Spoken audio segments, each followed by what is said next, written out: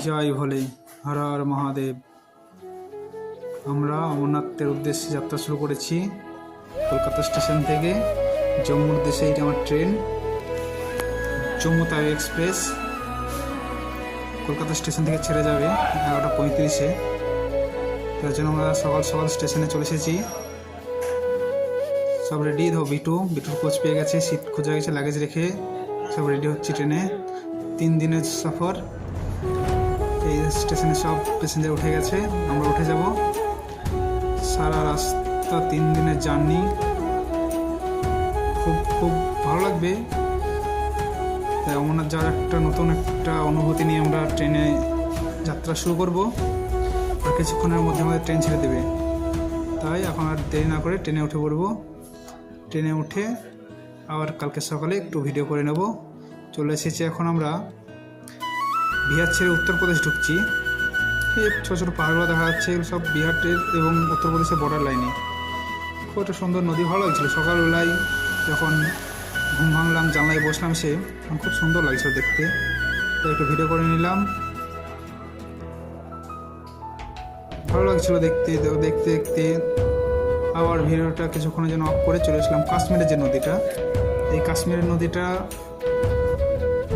খুব ভালো লাগছিল, লাল বালি। এবং চলে আসলাম কাশ্মীর হয়ে গিয়ে জম্মু তাওয়াই, এটা ভগবতীনগর জম্মু তাওয়াই থেকে ভগবতীনগর 30 টাকা ভাড়া দিয়ে চলে এসেছিলাম অটোতে।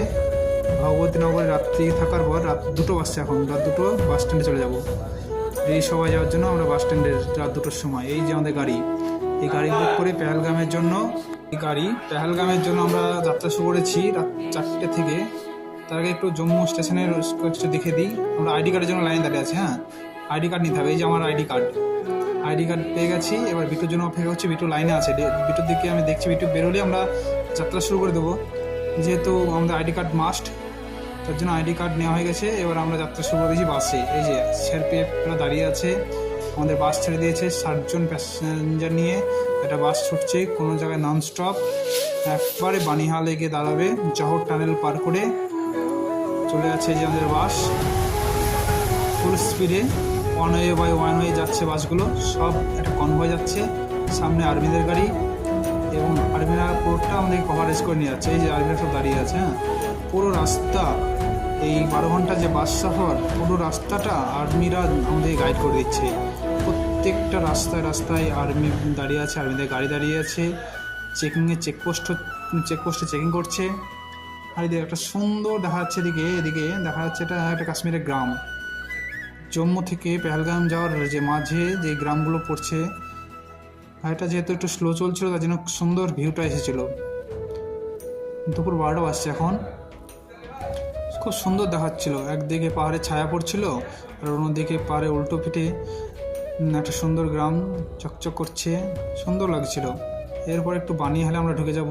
বানিহালে গিয়ে, এই যে বানিহাল একটা ভান্ডারা, এই ভান্ডারায় গিয়ে আমরা খাওয়া দাওয়ার ব্যবস্থা করছি। যেহেতু সবাই তীর্থযাত্রী, তাদের জন্য খাবার দাবারের ফুল ব্যবস্থা। খাবার দাবার, রেস্ট, মেডিসিন, টয়লেট, সমস্ত কিছু ব্যবস্থা আছে। যেহেতু আমি সারাদিন বাসে জার্নি করবো, তার জন্য আমি কিছু খেলাম না, জাস্ট একটু লিকুইড খেয়েছি। লিকুইডটা খাওয়ার পর আমরা একটু ঘুরে ফিরে দেখে নিচ্ছি। দেখে আমি হেঁটে চলে আসছি আমার বাসের দিকে। বাসটা আমাদের লাইনে আছে, অনেক দূর বাস হাঁটতে হবে। সেই বাসের জন্য আমি হাইওয়েতে উঠে পড়েছি। এবার হাইওয়ে উঠে আমি বাসটা খুঁজতে হবে। এই যে হাইওয়ে বয় চলে যাচ্ছে সব খাওয়া দাওয়া করে। আমাদের বাসটা একটু দূরে দাঁড়িয়ে আছে। এই যে সব লাইন ধরে যে বাসগুলো দাঁড়িয়ে আছে, আর্মি ভাইরা এখান থেকে মাইকিং করবে। এই তো মার্কিং করছে, সব মাইকিং করে ডেকে নিচ্ছে যে কোথায় কোথায় লোকজন আছো।